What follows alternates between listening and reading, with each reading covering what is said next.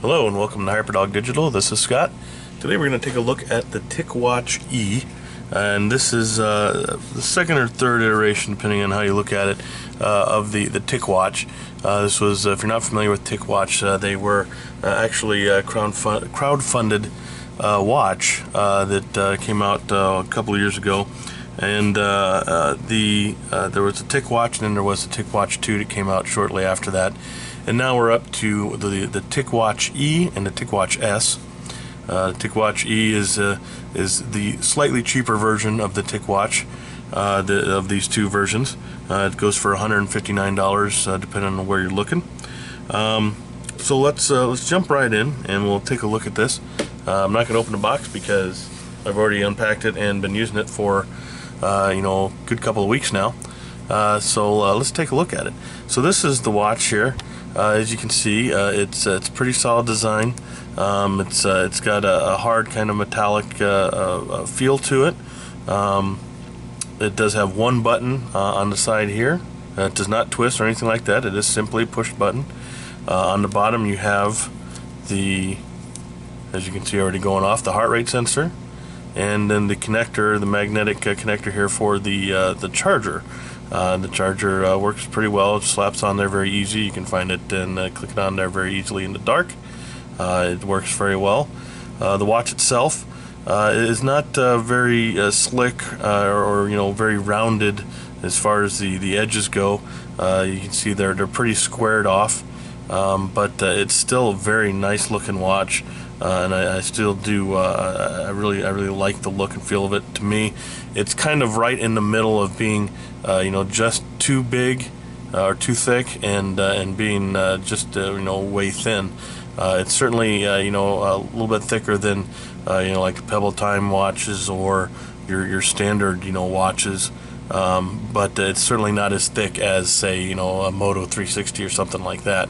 It's really, for me, and it's important because I don't like the really big thick watches. I don't like the big honking things that sit on your wrist. It drives me nuts. So for me, this is just the right size. It is the perfect size. Now the watch band on here, as you can see, this is not the watch band that came with it. This is one that I bought aftermarket, and we'll take a look at the other watch here in just a second. But I will tell you that it takes 20 millimeter watch bands, so you don't have to worry about only being able to buy the certain bands off of an accessory site or something like that. You can go anywhere that sells watch bands, online or wherever, and as long as it's 20 millimeter, it'll fit on here, and it'll fit on here really nice. Now the watch band that it actually came with is this one right here, and it's just your pretty standard silicone watch band. It's very soft, very flexible. I actually liked it a lot. The only problem with it for me was that it was just too small. I had to wear it basically on the very bottom notch here, and when you do that, this end seems to pop up a lot and get caught in everything, and well, that just drives me crazy too. So I had to try and get a few different watch bands, and found one that actually worked well enough for me, and that is the one that is currently on here. I'm not really going to go into that, simply because it's not really part of the watch itself. It's aftermarket and isn't really relevant. Alright, so let's go through a little bit of specs on this guy, just so you understand what you're getting when you're buying in one of these. It does come in a couple of different colors. This is just the black on black, and that's my preference. Very simple and goes with anything. So I definitely am happy with that. But you do have a couple of different colors you can go with.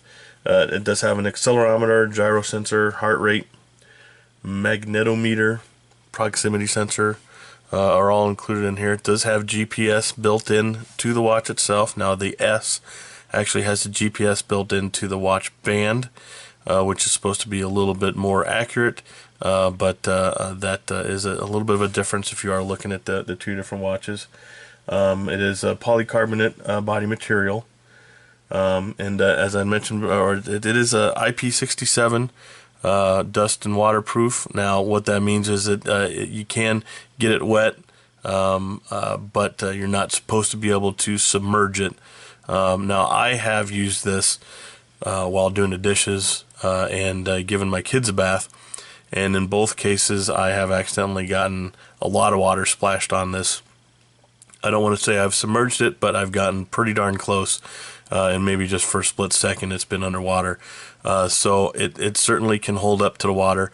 That's not my endorsement to try and go swimming with it, but just to give you a heads up, it does seem to do pretty good in the water. See, the processor on it is 1.2 gigahertz. It does have Bluetooth and wireless on here as well, so if you do want to connect it to a Wi-Fi network, you can do that. The battery is listed to be up to 1.5 days of runtime. Now, for me, the battery has been really good. There are a lot of settings that can affect what the battery is, so your mileage is going to vary, certainly depending on what you use it for. But for me, it has lasted the whole day easily. Generally, I take this off of the charger somewhere around 7:30 in the morning when I get moving. Sometimes a little earlier, sometimes a little later, depending on the day and what's going on. And by the end of the night, which is usually for me when I'm putting it back on the charger, is usually around 1 or 2 a.m. in the morning, and I still usually have about 15% left. Now, I don't have GPS running. That will certainly affect it. I don't often take calls. Actually very rarely do I take and receive calls on the watch. That, of course, will drain the battery a lot faster. I do have the always-on display enabled, and so that will drain the battery a little bit, but you can disable that so that when after a few seconds, the watch, instead of going to the always-on display, will just go completely black. That will, of course, save your battery life as well. Let's see here. What else do we got? There is a built-in speaker in it, of course. The screen is a touch screen. And really, that's about all the really important details there, I think, just as far as the specs of the watch. Okay, so how well did this watch work for me? How much did I like it? Well, I absolutely love this watch. Anybody who's seen any of my watch reviews knows that my daily driver for a long time has been my Pebble Time, and it's just because of the size, the waterproof, the battery life. I know that moving away from that, I was going to have to sacrifice a few things, battery life and whatnot. But this is my new daily driver. This guy has finally knocked off the Pebble Time off my wrist, and is now my new watch that I'm going to be using for the foreseeable future. Why do I like this watch so much? It is the right size for me. It's like I said, it's right in between. It's not too big, not too small. It doesn't cause me any problems with long sleeves or jackets or anything like that, which some of the bigger watches always do, and that just drives me crazy. It's Android Wear, so it makes it easier to get in there and get apps that you need, and just compatibility with other accessories and stuff that you might get. So you're definitely just getting in there, and we can take a look real quick here. You can easily scroll through to other watch faces, and there are just a ton of them that are available for this watch. And then going in here, you have all the different apps that come with it. Some of them that you can download, of course. You have the different fit apps. You have a flashlight. You have your heart rate sensor, which is right here. Now, I have tested this against a wrist-mounted blood pressure meter, and that seems to actually work. It actually seems to be very accurate.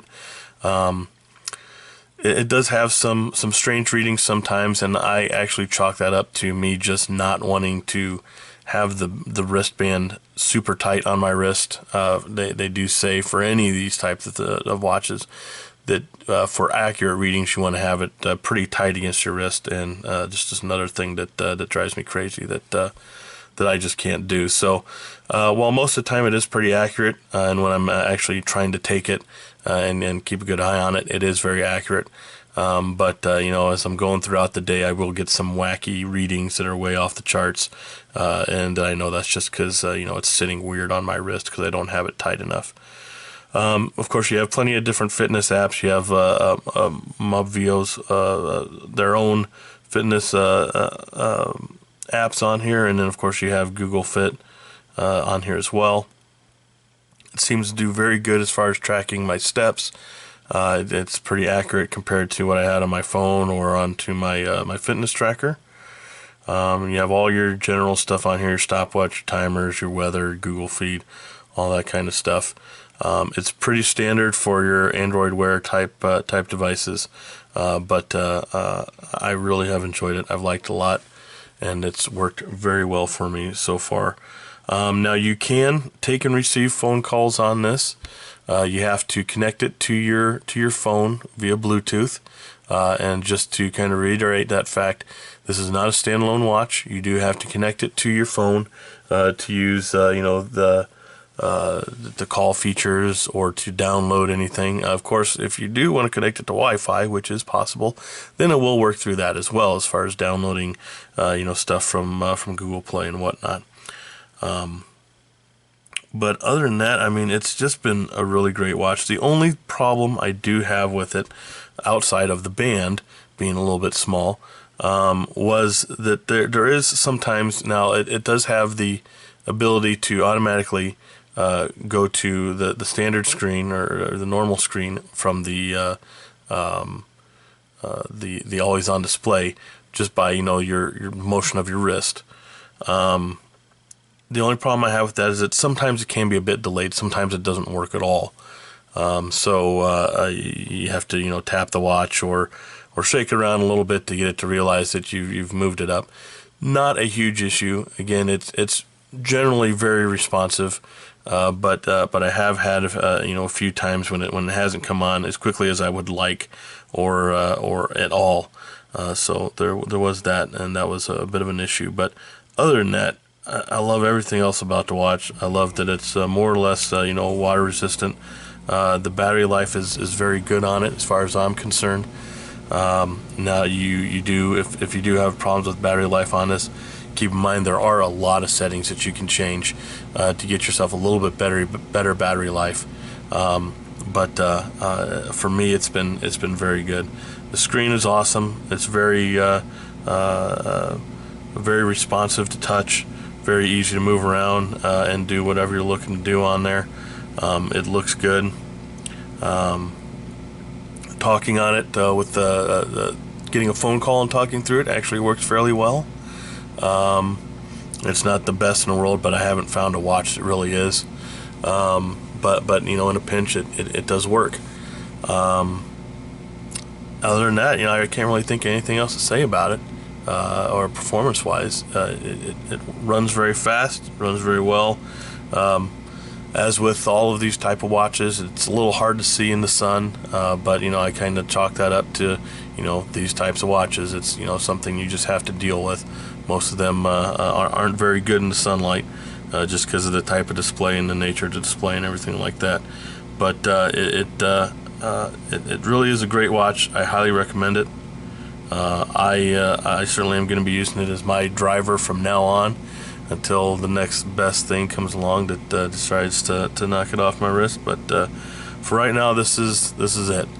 I will have this you know, for the foreseeable future. So if you do have any questions or anything that you want to know about it, please let me know. I'll do my best to answer the questions for you. Hopefully this video has been helpful to you. If it has, please go ahead and give us a thumbs up, and don't forget to subscribe to our YouTube channel.